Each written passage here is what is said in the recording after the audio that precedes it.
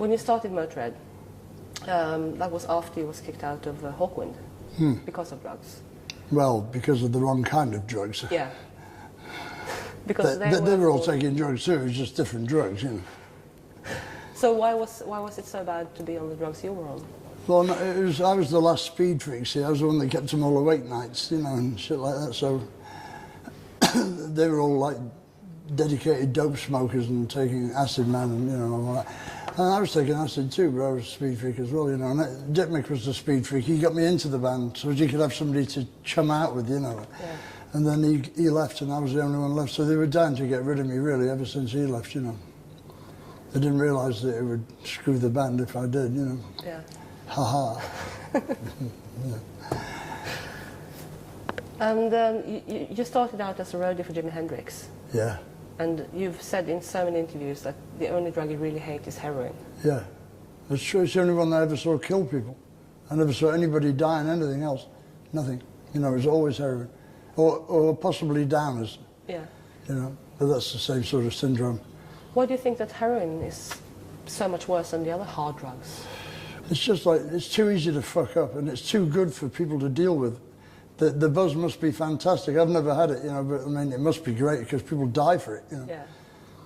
And they spend their entire lives looking for the next shot, you know. I mean, it's fucking terrible shit, you know. It really makes you into a dog and then it kills you, you know. Makes you into a thief and a whore, you know, and then you die in a public toilet with an embolism in your fucking arm. I don't think so, you know. You think that more people should try acid? No, actually, I didn't say that. I said that it made me a better person for having taken it. Yeah. But if you think you can do without drugs, go ahead and do without them, you know, because it's a very expensive hobby. But, you know, the point is this. Drugs make you feel better. And as long as they do, people will want them. And as long as people want them, somebody somewhere is going to show up with them, right? So there's no point saying just say fucking no and all of that stuff. That just doesn't work, you know. A lot of big musicians have actually given credit to drugs as a source of inspiration. Right. Well, they are, you know, as long as the buzz goes on. Yeah. Have you written any songs directly as a consequence of doing drugs? Oh, all of them. I was thinking about different drugs. I mean, some on speed, some on acid.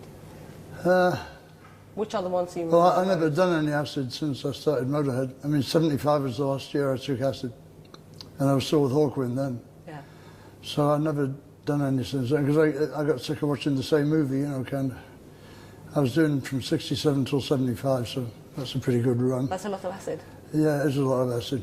Believe me, it was a lot of acid. Because you know they say it doesn't work 2 days in a row. We found out if you double the dose, it does. So, you know. What you can tell us about the new Prime Minister? Nothing. They're all assholes anyway, you know. Every politician in the world is a son of a bitch. Anyway, they're all going to steal your money and raise taxes. You know, it doesn't matter what they say. They're always lying. That's their profession, to be a liar, you know. So you shouldn't expect anything better from any of them. Because it never, have you noticed, it never gets better, ever. You go, new politician, new Labour, Tony Blair, hey, zero. Worse than Thatcher. Yeah. Have you any message to the audience for today? Yeah, have fun, don't hurt each other, and screw politics, okay? And you'll be all right. Believe in rock and roll. That is the only religion that never lets you down.